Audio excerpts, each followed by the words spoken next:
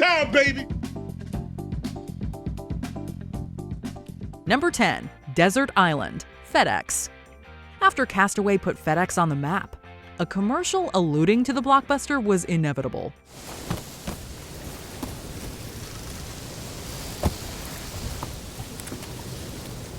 This Super Bowl ad could just as easily function as an alternate ending to Robert Zemeckis' film. Like Tom Hanks' character, this commercial's unshaven castaway chooses against opening a particular FedEx package, delivering it upon escaping from the island. Whereas the movie leaves the contents of the package ambiguous, the ad reveals what's inside. It's hilariously soul-crushing watching the castaway try to keep it together as the owner whips out the survival supplies she ordered for no apparent reason. Hey, but by the way, what's in the package? Nothing really. Just a satellite phone, GPS locator, fishing rod, water purifier, and some seeds. Just silly stuff. While the woman isn't ungrateful, she clearly wasn't obsessing over the lost package for the past 5 years, leaving the castaway to dwell on the time and willpower he wasted. Number 9. Monks, Xerox. Jack Eagle was a popular commercial actor, his most iconic minute on screen occurring in the 70s. Eagle played Brother Dominic, a monk who pours his sweat, blood, and tears into scribing a document, only to realize he needs to do it 500 more times. Very nice work, Brother Dominic. Thank you. Very nice. Now, I would like 500 more sets. Thankfully, Brother Dominic lives in an era of Xerox, duplicating the document miraculously fast. Although there were concerns that the ad could be construed as offensive, it was deemed fit for the Super Bowl after making the Archbishop of New York laugh. Here are your sets, Father. The 500 sets you asked for. It's a miracle. Good thing, as Monks has been described as, quote, the first viral ad. It would inspire several other commercials featuring Brother Dominic, and even a 2017 recreation with a digital twist. But the original remains advertising executive Alan Kay's magnum opus. Brother Dominic again, sir. Ah. Look, Abbott, I got it. It's wonderful. It's a miracle. Number 8. When I Grow Up, Monster.com. Brian Buckley has gained a reputation as the king of the Super Bowl, directing hit ads like the aforementioned Desert Island. His big break came in 1999 with a Super Bowl ad for Monster.com. When I grow up, I want to file all day. I want to claw my way up to middle management. The setup sounds like we're in store for something inspiring, as kids say what they want to be when they grow up. Instead of astronauts, doctors, or the president, these kids have lowered their expectations. I want to have a brown nose. I want to be a yes man. Yes, woman. Yes, sir. Coming, sir. While the commercial cleverly comments on the cruel nature of the workforce, it also encourages viewers young and old to not sell themselves short. Although not an overnight sensation, it proved to have more staying power than the average Super Bowl ad, increasing the website's business and putting Buckley on the path to commercial royalty. Hi, I'm Brian Buckley, and I've directed 59 Super Bowl commercials. Number 7. Cat Herders, Electronic Data Systems. Ross Perot founded EDS in 1962. Ironically, this 2000 EDS Super Bowl commercial wound up being a favorite of Perot's political rival Bill Clinton. The funniest big game ads are often the ones that play with expectations. This man right here is my great-grandfather. He's the first cat herder in our family. This commercial creates an authentic Western atmosphere, with stunning mountain backdrops and rugged cowboys, many of whom weren't actors but the real deal. Anybody can herd cattle. Holding together 10,000 half-wild short hairs, well, that's another thing altogether. It could be mistaken for a beef commercial, if not for one detail. Instead of cattle, the cowboys herd cats. Around 60 cats were used for the ad, with the rest being CGI. The ad's intention was to paint EDS as a company that solved impossible problems.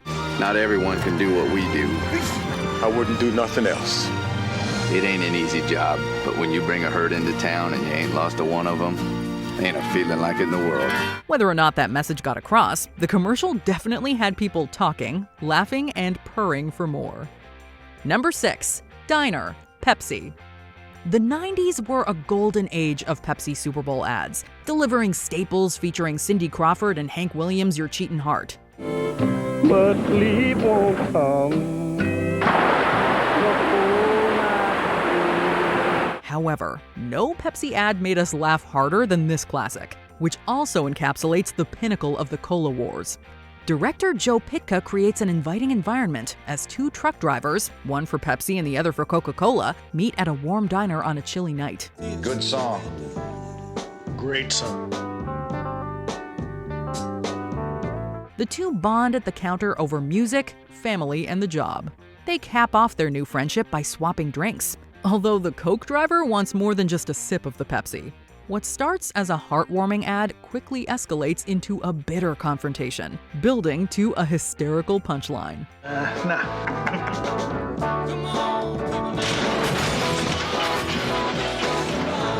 Number 5. The man your man could smell like. Old Spice. Isaiah Mustafa was a wide receiver before transitioning to acting.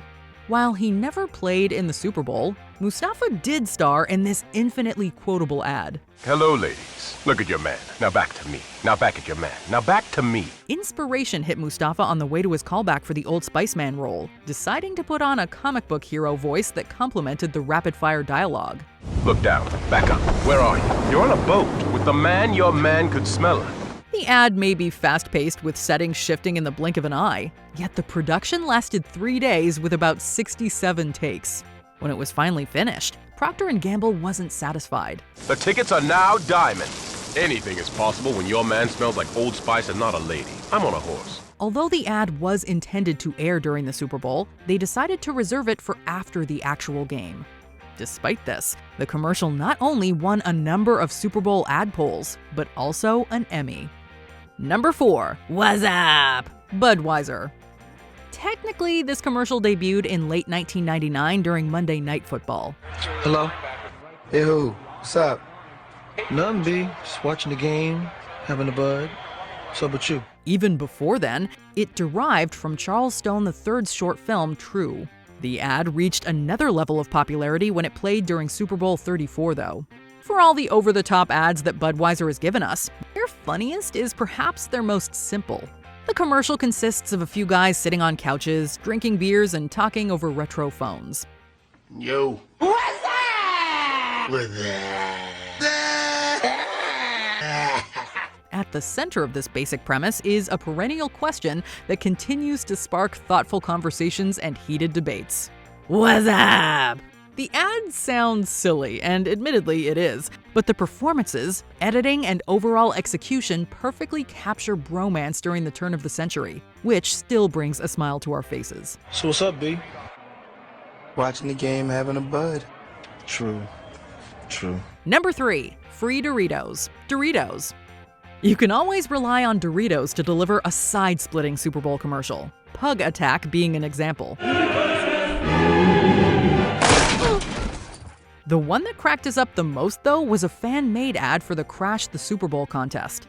Indiana brothers Joe and Dave Herbert received $1 million for this commercial after dominating the 2009 ad meter. It looks like a snow globe. Nuh-uh, it's real. Here, watch. Free Doritos at the office today? No crystal ball or snow globe could have foretold that, but it can predict whether there will be free Doritos at the office. I think that's a yes! It might wind up being a self-fulfilling prophecy, however.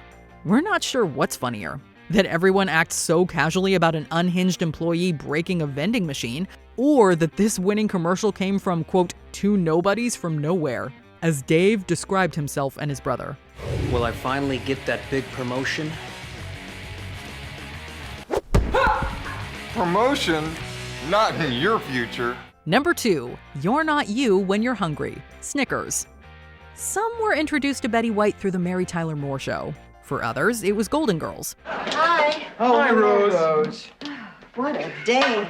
One sad person after another. Rose, you work at grief counseling. What do you expect, comedians? Would it be a change of pace? If you grew up in the 2010s, this Super Bowl commercial might have been your first exposure to the comedy legend. White is ingeniously cast as a young football player who isn't playing his best game. Mike, come on! Mike, what is your deal, man? Oh, come on, man. You've been riding me all day. Mike, you're playing like Betty White out there. That's not what your girlfriend said. After his girlfriend gives him a Snickers, he literally becomes another person. In addition to being a highlight of Super Bowl 44, the ad ushered in another golden age for White, with thousands campaigning on Facebook for her to host SNL, which she did. I just can't believe I am hosting Saturday Night Live. It's sad to think that White and Abe Vigoda are no longer with us, but this ad will forever be a source of comfort, much like a Snickers. Before we unveil our top pick, here are some honorable mentions. Magic Fridge, Bud Light. We bow to this ad. Secret revolving wall. Dude, you're a genius.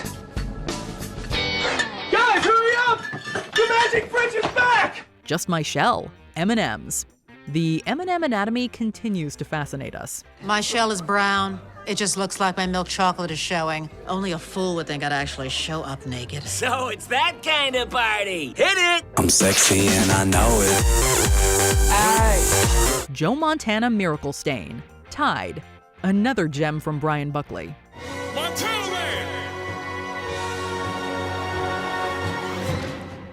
Where's my 49ers jersey? Oh, I washed it. You washed it? I had a stain on it. Go Ravens. Showdown, McDonald's. You know, the Big Mac is gonna get cold. Play for it. You and me for my Big Mac. First one to miss watches the winner eat. No dunking. Mosquito, Tabasco. An explosively funny commercial.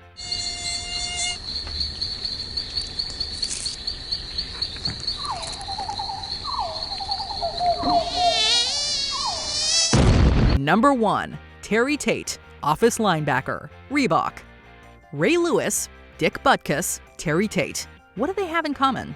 All three are linebackers, although Tate is the only fictional one. When we asked Reebok to send us Terry Tate, some people thought we were crazy. But I'm a firm believer in paradigm breaking, outside-the-box thinking. Actor Lester Spate is so convincing in the role, however, that you might assume Tate is an actual linebacker.